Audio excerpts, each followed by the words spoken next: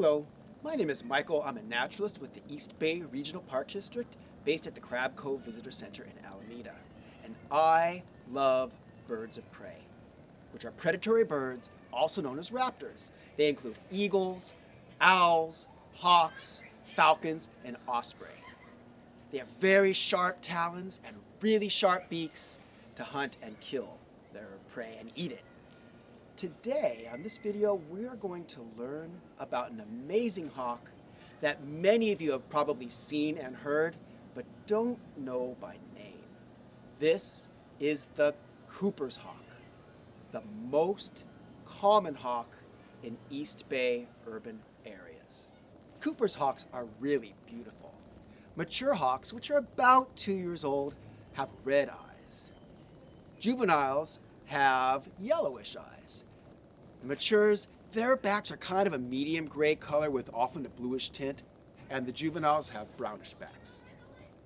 Cooper's hawks have banding on the outside of their wings and on their tails, which can usually be seen quite clearly.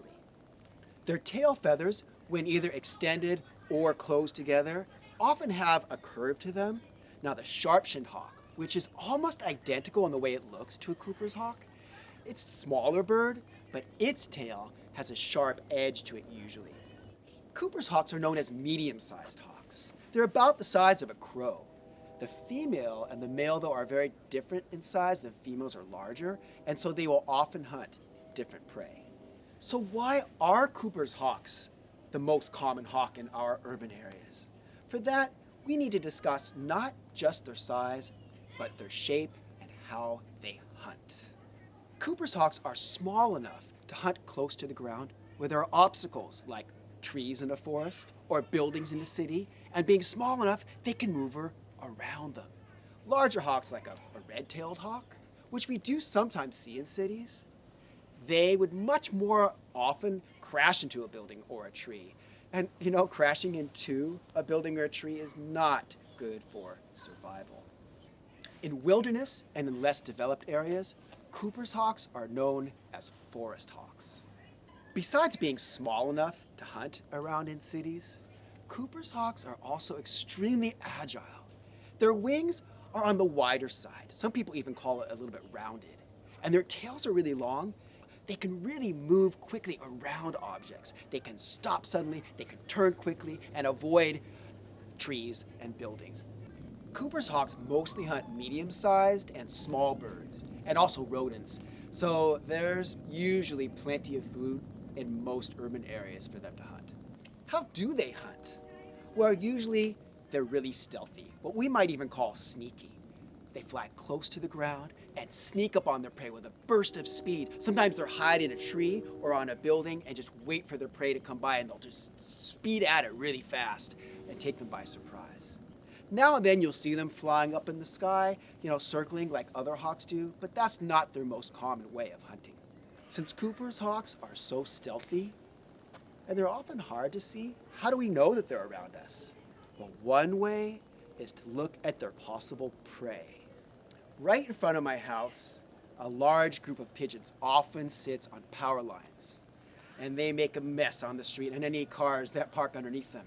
But many times per day, they fly away really quickly, and it makes a lot of noise. And sometimes it's a false alarm, but sometimes there's a Cooper's hawk in the area. So that's how I often know to look for Cooper's hawks where I live. If you're one of those bird lovers who has bird seed out for birds in your yard, also be really aware of Cooper's hawks in your yard, because guess what? You may have unwittingly provided a Cooper's hawk feeding station, because they know to watch out for bird feeders and for prey. Besides observing prey, keep your ears open for other noises that might give away the presence of a Cooper's hawk. At my home and at Crab Cove, where I work, I listen for crows.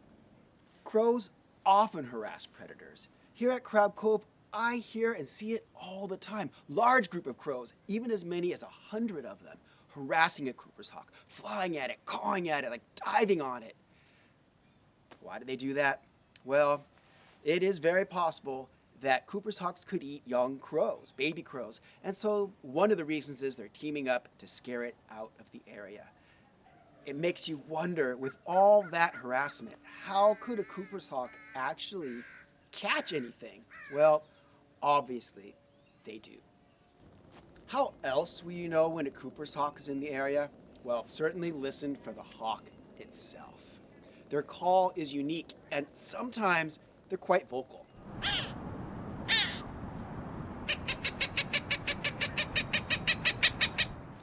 If you hear Cooper's hawks a lot around a certain area, look out for a nest. You might be lucky enough to find one, and it really is fun to watch as the parents protect and feed their babies until their babies are old enough to be on their own.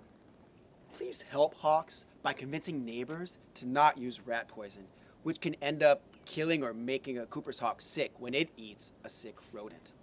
Also, talk to your neighbors about protecting the tree where a Cooper's hawk or other hawk is nesting.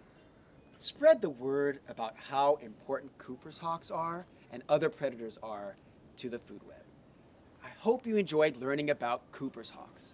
I encourage you all to keep your ears and your eyes open for them and other hawks in your neighborhoods, along the shoreline, in parkland and wilderness areas.